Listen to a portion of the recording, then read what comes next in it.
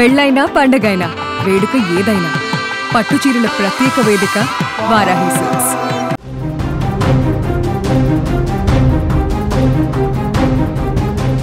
War zone breaking news అందుతోంది. Tehran యుద్ధంతో వణిగిపోతోంది.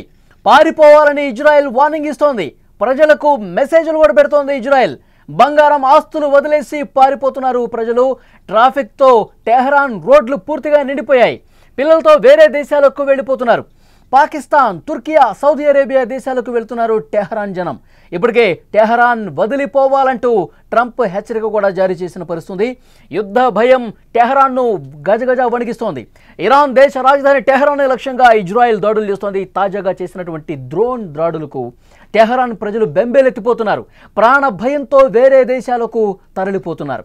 Iran, Israel మధ్య వార్ ఏ స్థాయికి చేరుకుందో స్క్రీన్లో మీరు చూస్తున్న విజువల్స్ని బట్టి అర్థమవుతోంది. టెహరాన్పై మరిన్ని దాడులు జరిగే అవకాశం ఉందని, టెహరాన్ ప్రజలకు సురక్షిత ప్రాంతాలకు తరలి వెళ్లిపోవాలంటూ ఇజ్రాయెల్ ఎస్ఎంఎస్లు కూడా పంపిస్తోంది. ఈ నేపథ్యంలో ప్రాణ భయంతో పిల్లల్ని తీసుకుని మీరు స్క్రీన్లో విజువల్స్లో కూడా చూస్తూ ఉన్నారు. పెద్ద ఎత్తున జనం ఏ విధంగా ట్రాఫిక్లో బారులు తీరి కార్లతో సహా వెళ్ళిపోతూ ఉన్నారు. కొన్ని చోట్ల మనం చూస్తున్నాం, పాకిస్తాన్ సరిహద్దు ప్రాంతాల్లో గేట్లు తన్నుకుంటూ తోసుకుంటూ లోపలికి వెళ్ళిపోతున్న పరిస్థితి. పెద్ద సంఖ్యలో జనాలు పరుగులు పెడుతూ ఏ విధంగా పోతున్నారో మనకు ఆ విజువల్ బట్టి అర్థమవుతుంది. వాళ్ళకి దగ్గరలో క్షిపణి దాడులు, బాంబు దాడులు జరిగితే ప్రాణభయంతో ఏ విధంగా ఉరుకులు పెడుతున్నారో కూడా విజువల్స్ని బట్టి మనకు అర్థమవుతుంది. ఇజ్రాయెల్ స్పష్టంగా ఎస్ఎంఎస్లు పంపిస్తోంది, మెసేజ్లు జారీ చేస్తోంది.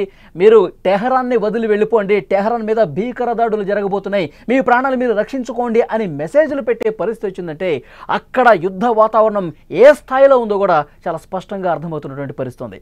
దీని గురించి మనం కొంత లోతుగా మాట్లాడే ప్రయత్నం చేద్దాం. న్యూస్ రూమ్ నుంచి ఎడిటర్ తిరుమల్ లైవ్లో జాయిన్ అయ్యారు. వారితో మాట్లాడదాం. తిరుమల్, ప్రస్తుత పరిస్థితి మనం చూస్తూ ఉన్నాం. అక్కడి ప్రజలు భయం గుప్పిట్లో ఎన్ని రోజులు బతికారు. ఇక తమ ప్రాణాలు రక్షించుకోవాలన్న ఉద్దేశంతో అరచేతిలో పెట్టుకుని మొత్తం పారిపోతున్న పరిస్థితి కనిపిస్తోంది.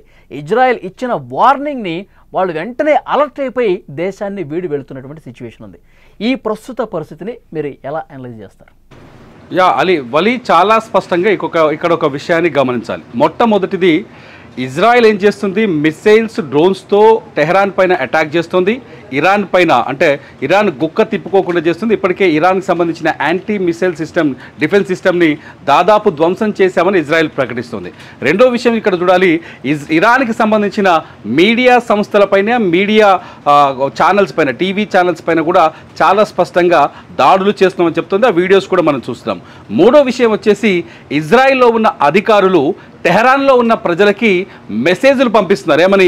మీరు టెహరాన్ని వదిలేసి వెళ్ళిపోండి, లేకపోతే చచ్చిపోతారు. చాలా సింపుల్గా, మీరు టెహరాన్ని వదిలేసి వెళ్ళిపోకపోతే చచ్చిపోతారని మెసేజ్లు పంపిస్తున్నారు. స్వయంగా ఇజ్రాయెల్ అధ్యక్షుడు బెంజమిన్ నెతన్యాహు కూడా ఈ విషయాన్ని ధృవీకరించారు. మా టార్గెట్ ఇజ్రాయెల్ ప్రజలు కాదు, అక్కడ ఉన్న సివిలియన్స్ కాదు, ఇజ్రాయెల్ అధికారిక వర్గం ఎవరైతే ఈ సంబంధించిన వ్యవహారాల్లో పాల్గొన్నారు, ప్రభుత్వం దిగి వచ్చే వరకు మేము వెనకాడ బోము అని చాలా స్పష్టంగా ఇజ్రాయెల్ చెప్తోంది. అయితే ఇది ఒక మైండ్ గేమ్గా కనిపిస్తోంది. నాకైతే ఒక మైండ్ గేమ్గా కనిపిస్తోంది. ఎందుకంటే గుర్తుపెట్టుకోవాలి, ఇక్కడ ఇరాన్కి సంబంధించిన ధ్వంసం కావచ్చు, ఇరాన్లో చనిపోయిన మనుషుల గురించి కావచ్చు, ఇరాన్ ప్రభుత్వ కార్యాలయాలపైన కావచ్చు, ఇరాన్ మిలిటరీ స్థావరాలపైన కావచ్చు, ఇరాన్ వైమానిక స్థావరాలపైన కావచ్చు, ఇజ్రాయెల్ చేసిన దాడులకు సంబంధించిన సమాచారం ఇంటర్నేషనల్ మీడియాలో చాలా వేగంగా స్ప్రెడ్ అవుతోంది.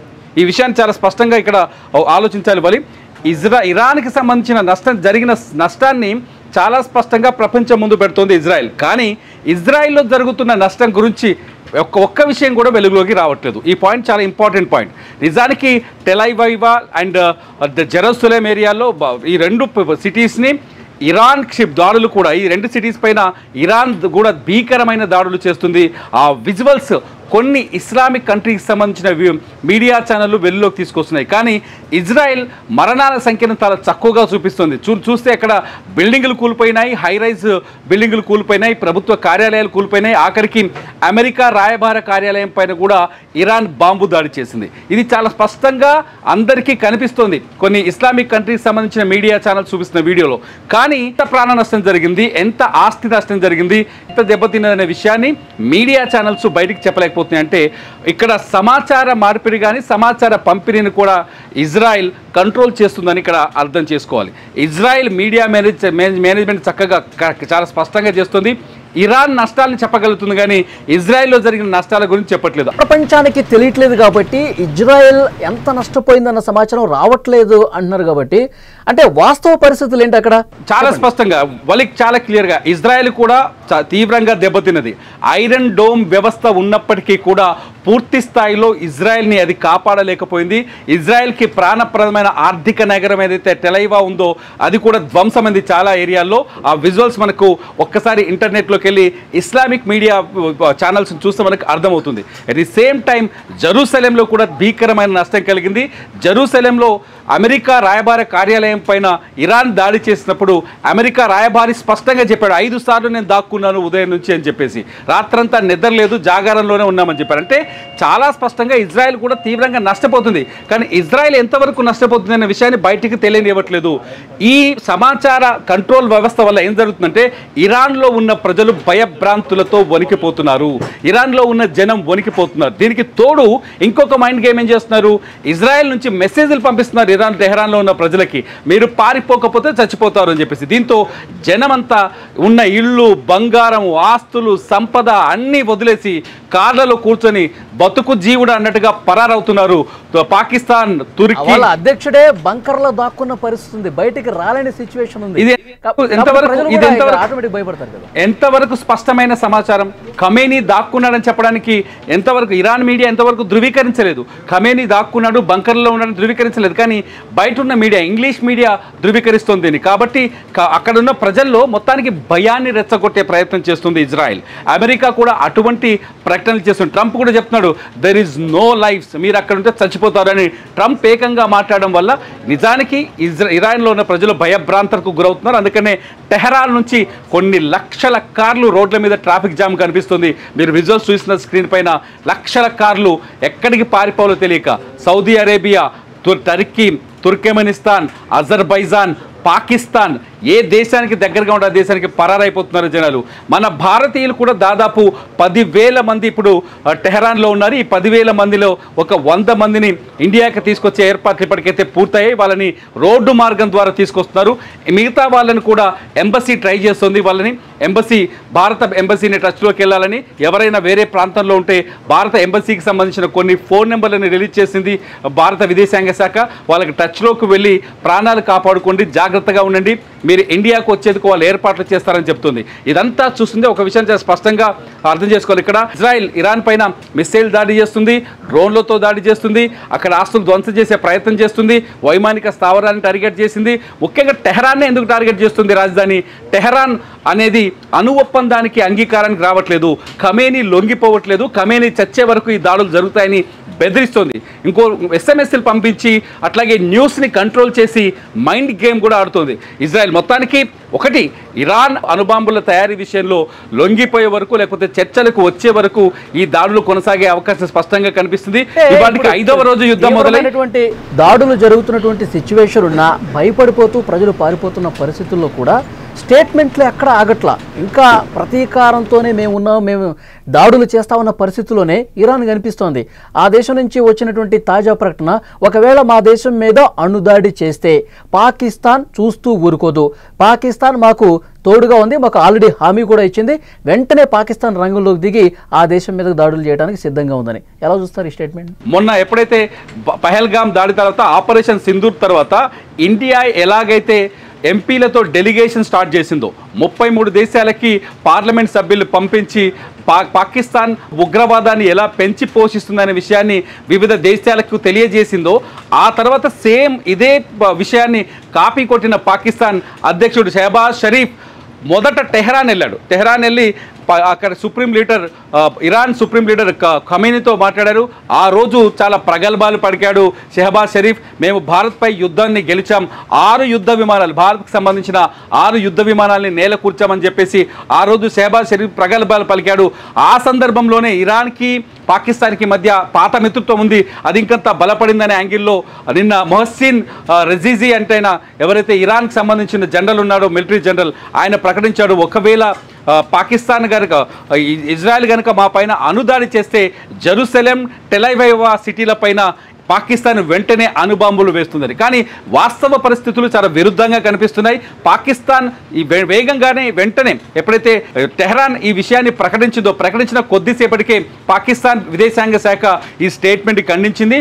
మేము ఎప్పుడు ఇరాన్కి అటువంటి హామీ ఇవ్వలేమని. కాకపోతే ఇస్లామిక్ కంట్రీస్ అన్ని ఒక్కతాటిపైకి రావాలి, ఇస్లామిక్ కంట్రీస్ అన్ని ప్రత్యేక ఆర్మీని రెడీ చేసుకోవాలి, అప్పుడే అమెరికా పెత్తందారితనాన్ని అమెరికా పైన ఇజ్రాయెల్ పైన మనం గెలవగలము అని చెప్పేసి పాకిస్తాన్ విదేశాంగ శాఖ ఒక కామెంట్ చేసింది. ఆ ప్రతిపాదనకు ఓకే చెప్పే పరిస్థితి ఉందా? ఇస్లామిక్ కంట్రీస్ అన్ని ఇప్పుడు ఇరాన్కి మద్దతుగా ఒక గ్రూప్గా ఏర్పడి ఒక ఆర్మీగా ఏర్పడి గట్టి సంకేతం పంపించే పరిస్థితి ఉందా? ఆ విధంగా ఆలోచన అది కార్యరూపం దాల్చుకుంటారా? అటువంటి సిచ్యువేషన్ వస్తే మూడో ప్రపంచ యుద్ధం మొదలైనట్టే అనుకోవాలి వలి ఇక్కడ. ఎందుకంటే ఇస్లామిక్ దేశాలు ప్రస్తుతం ఒక్కటిగా ఉండే అవకాశాలు లేవు. ఎందుకంటే సౌదీ చూస్తే అమెరికాకు దగ్గరగా ఉంది, ఓమన్ అమెరికాకి దగ్గరగా ఉంది. ఇవాళ ఆ ఇరాన్కి ఇజ్రాయెల్కి మధ్య అమెరికాకు మధ్య అణు ఒప్పందాల అంశాన్ని ఓమన్ సొంతంగా డెలిగేట్ చేస్తుంది. ఓమన్ దేశంలోనే 5 దఫాలుగా ఇప్పటివరకు చర్చలు జరిగాయి. ఇప్పుడు 6వ దఫా చర్చలు జరగాల్సి వచ్చినా కూడా ఓమన్లోనే జరగాలి. ఇటు అమెరికాకి దాదాపు 80 ముస్లిం కంట్రీస్లో కూడా ఇస్లామిక్ కంట్రీస్లో కూడా దాదాపు 40 చోట్ల అమెరికాకి సైనిక స్థావరాలు ఉన్నాయి. దాదాపు ఈ ప్రపంచవ్యాప్తంగా 80 చోట్లలో అమెరికా సైనిక స్థావరాలని ఎయిర్ బేస్ని ఏర్పాటు చేసుకున్నది. సో ఈ సిచ్యువేషన్ ఒకవేళ ఇస్లామిక్ కంట్రీస్ అంతా ఒక్కటైనా కూడా అంత సినిమా లేదని అర్థమవుతుంది. ఎందుకంటే ఒకవేళ అది జరిగితే మాత్రం విధ్వంసం వచ్చే అవకాశం కనిపిస్తుంది. ఖచ్చితంగా అణుబాంబులతో మూడో ప్రపంచ యుద్ధం వస్తుందని ఎక్స్పర్ట్స్ చెప్తున్నారు. ఇప్పటికే వచ్చే యుద్ధం ఏది జరిగినా ఒకవేళ ప్రపంచ యుద్ధం జరిగితే అణుదాడులతోనే జరుగుతుంది. అది విధ్వంసం, ప్రపంచ వినాశనానికి దారితీస్తుంది. తగ్గని పరిస్థితే కనిపిస్తుంది. ఇంకా స్టేట్మెంట్లు చూసినా ఒకళ్ళ మీద ఒకళ్ళు దాడులు చేసే పరిస్థితి వచ్చినా ఖమేనీ అంతమొందిస్తేనే ఈ దాడులు ఈ యుద్ధం ఆగే పరిస్థితి ఉంటుందని ఒక సంచలన స్టేట్మెంట్ వచ్చిందంటేనే అమెరికా వెనకడిగేసే పరిస్థితి కనపట్లేదు కదా. ఆటోమేటిక్గా అమెరికా ఇజ్రాయెల్ ఇదే మాట్లాడుతుంది. మనం అనుకున్నాం కదా కొద్దిసేపటి క్రితమే ఒక మైండ్ గేమ్ కూడా స్టార్ట్ అయింది. ఇజ్రాయెల్ ఇరాన్లో ఉన్న ప్రజల్ని భయపెట్టడం, పారిపోండ్రహో అని చెప్పడం, డప్పు సప్పుడు కొట్టడం, ఇదన్నీ చూస్తుంటే మైండ్ గేమ్ మొదలైనప్పుడు ఆటోమేటిక్గా ఖమేనీని చంపేస్తామని చెప్తారు. సహజమైన విషయం. ఖమేనీ మొదటి నుంచి చెప్తున్నారు ఎట్టి పరిస్థితుల్లో అమెరికాకి లొంగిపోం, మేము అమెరికా ఒత్తిడికి లొంగిపోము. కొద్దిసేపటి క్రితమే ఇంకొక స్టేట్మెంట్ కూడా వచ్చింది. ఒకవేళ ఇజ్రాయెల్తో అనుసంబంధిత చర్చలు జరిగితే అందులో అమెరికా ప్రమేయం లేకుండా ఉంటేనే ఆ చర్చలకు మేము అంగీకరిస్తామని చెప్తున్నారు. అటువంటి సిచ్యువేషన్ ఉంటే ఒకవేళ ఇరాన్ చర్చలకు వచ్చినప్పుడు కూడా అణుబాంబుల తయారీ కావచ్చు, యురేనియం శుద్ధిపైన కావచ్చు, అణు సంబంధిత చర్చలకు వచ్చినా కూడా ఇరాన్ అమెరికా ప్రమేయాన్ని కోరుకోవట్లేదు. అమెరికానే ఈ యుద్ధానికి కారణం, ఇజ్రాయెల్ వెనుక అమెరికానే ఉందని ఖమేనీ మొదటి నుంచి చెప్తూ వస్తున్నారు. దానికి ఆయన అంగీకరించే పరిస్థితులు కూడా లేవు. మొత్తానికైతే కొంత ఇరాన్ కొంత లొంగిపోయినట్టుగా, కొంత బెత్తబడినట్టుగా కనిపిస్తుంది. చూడాలి సిచ్యువేషన్స్, గంటకి సిచ్యువేషన్స్ అయితే మారుతాయి. ప్రస్తుతానికైతే ఇజ్రాయెల్ పైన ఇరాన్, ఇరాన్ పైన ఇజ్రాయెల్ వరుస దాడులు అయితే జరుగుతున్నాయి. ఒక్క ముక్కలో చెప్పండి, రష్యా యుక్రెయిన్ యుద్ధ పరిస్థితుల్లో ఉన్నప్పుడే మూడో ప్రపంచ యుద్ధానికి దారి తీయబోతుందని చెప్పి చాలా విశ్లేషణలు, చర్చలు జరిగిన పరిస్థితుంది. కానీ అంతకు మించన్నట్టుగా ఇప్పుడు ప్రస్తుత పరిస్థితి ఇరాన్ ఇజ్రాయెల్ మీద కనిపిస్తుంది. సో ఇది కొంత సయోధ్య జరిగి మాటలు కలిసి కొంత మెత్తబడే పరిస్థితి ఉండి ఏమన్నా జరిగే పరిస్థితి కనిపిస్తుంది. ఇక్కడ సిచ్యువేషన్ కొంత డిఫరెంట్గా కనిపిస్తుంది. రష్యా ఉక్రెయిన్ యుద్ధంలో ఉక్రెయిన్కి అండగా యూరోపియన్ దేశాలు ఉన్నాయి, అమెరికా మధ్యవర్తిత్వం వహిస్తుంది. యూరప్ దేశాలు చాలా స్పష్టంగా యుక్రెయిన్కి ఆర్థిక సహాయం, మిలిటరీ సహాయాన్ని ప్రకటించాయి. బ్రిటన్ ఏకంగా దాదాపు 1.8 బిలియన్ పౌండ్ల ఆర్థిక సహాయాన్ని ప్రకటించింది. ఉక్రెయిన్ సిచ్యువేషన్ డిఫరెంట్గా ఉంది. ఇటు రష్యాకి నార్త్ కొరియా మద్దతు ప్రకటించింది. నార్త్ కొరియా మద్దతు ప్రకటించడంతో అది కూడా మూడో ప్రపంచ యుద్ధం వైపు వెళ్తుందా అనే చర్చ జరిగింది. కాకపోతే కొంత మానవతా దృక్పథం కనిపిస్తుంది ఈ రెండు దేశాల మధ్య. రష్యా కొంత వెనక్కి తగ్గి, ఒకవేళ ఉక్రెయిన్ స్పైడర్ వెబ్ లాంటి దారుణమైన అటాక్ చేసినప్పటికీ కూడా రష్యా కొంత వెనక్కి తగ్గి చర్చలకు ముందుకొచ్చింది. రష్యా గాయపడ్డ సైనికుల్ని ఉక్రెయిన్కి పంపించింది. యుద్ధంలో మరణించిన యోధుల దేహాల్ని కూడా పంపించింది. ఈ సిచ్యువేషన్ అన్ని చూస్తే కొంత రష్యా మానవతా ధోరణి కనిపిస్తుంది. కానీ ఉక్రెయిన్ ఆ వారు కొంత డిఫరెంట్గా ఉంది. కాకపోతే ఇక్కడ కక్షదారుగా ఒక కక్షపూరితమైన వారు కనిపిస్తుంది. ఇక్కడ ఇరాన్ని లొంగ తీసుకోవడమే లక్ష్యంగా ఇజ్రాయెల్ దాడులు చేస్తుంది. ఇరాన్లో అనేక చోట్ల తమ ఇంటెలిజెన్స్ వ్యవస్థని యాక్టివేట్ చేసింది. చేసింది, గూఢాచార వ్యవస్థను బలోపేతం చేసింది. At the same time Israel ఇంకొక విషయాన్ని కూడా ప్రకటించింది. యుద్ధం మొదలుపెట్టిన మొదటి రోజే మేము తలుచుకుంటే ఇరాన్ని అడుగడుగున ప్రతి భాగాన పేల్చేయగలం, బాంబులతో నింపిన కార్లని వాహనాల్ని దేశవ్యాప్తంగా విస్తరించామని చెప్తుంది. భయపెట్టే ప్రయత్నం చేస్తుంది. ఇజ్రాయెల్ని లొంగ తీసుకోవడమే లక్ష్యంగా. ఎందుకంటే మొదటి నుంచి అణు ఒప్పందాల విషయంలో ఇజ్రాయెల్ చాలా గట్టిగా ఉంది, స్టిఫ్గా ఉంది. ఎట్టి పరిస్థితుల్లో అమెరికాకు లొంగం, మేము ఇజ్రాయెల్కు లొంగమని చెబుతూ వస్తుంది. కాబట్టి కొంత సిచ్యువేషన్స్ ఇక్కడ డిఫరెంట్గా ఉన్నాయి. చూద్దాం తిరుమల నెక్స్ట్ ఏం జరగబోతున్నది. ఒక యుద్ధ భయం అనేది టెహరాన్ని వణికిస్తున్నటువంటి పరిస్థితి. ఇరాన్ దేశ రాజధాని టెహరాన్ లక్ష్యంగా ఇంకా దాడులు తీవ్రతరం చేస్తున్నటువంటి పరిస్థితి మనం చూస్తున్నాం. డ్రోన్ దాడులకు టెహరాన్ ప్రజలు బెంబేలెత్తిపోతున్నారు. పగలనక రాత్రనక క్షిపణి దాడులు, బాంబు దాడులతో టెహరాన్ పూర్తిగా దద్దరిల్లిపోతున్నటువంటి సిచ్యువేషన్. ఆ విజువల్స్ చూస్తుంటే మనకు అర్థమవుతుంది ఇరాన్ ఇజ్రాయెల్ మధ్య వారు ఏ స్థాయికి చేరుకుందన్నది. ముఖ్యంగా అక్కడ పరిస్థితులు మనం చాలా స్పష్టంగా కనిపిస్తూ ఉన్నాయి. టెహరాన్ మీద భవిష్యత్తులో మరింత ఉధృతంగా దాడులు జరిగే అవకాశం ఉంది. టెహరాన్ ప్రజలు సురక్షిత ప్రాంతాలకు తరలి వెళ్ళిపోండి అంటూ ఇజ్రాయెల్ ఎస్ఎంఎస్లు పంపిస్తుందంటే, అక్కడున్న స్టూడియోల మీద కూడా దాడులు జరుగుతున్నాయంటే పరిస్థితి ఎంత అక్కడ తీవ్రంగా ఉందో అర్థమవుతోంది. ప్రజలందరూ కూడా తట్టాబుట్టా సర్దేసుకుని ప్రాణాలు అరచేతిలో పెట్టుకుని పక్క దేశాలకు తరలిపోతున్నటువంటి దృశ్యాలు చాలా స్పష్టంగా స్క్రీన్ మీద చూస్తున్నాం. సో చూద్దాం నెక్స్ట్ ఈ యుద్ధం ఎటువైపు దారి తీస్తుందన్నది.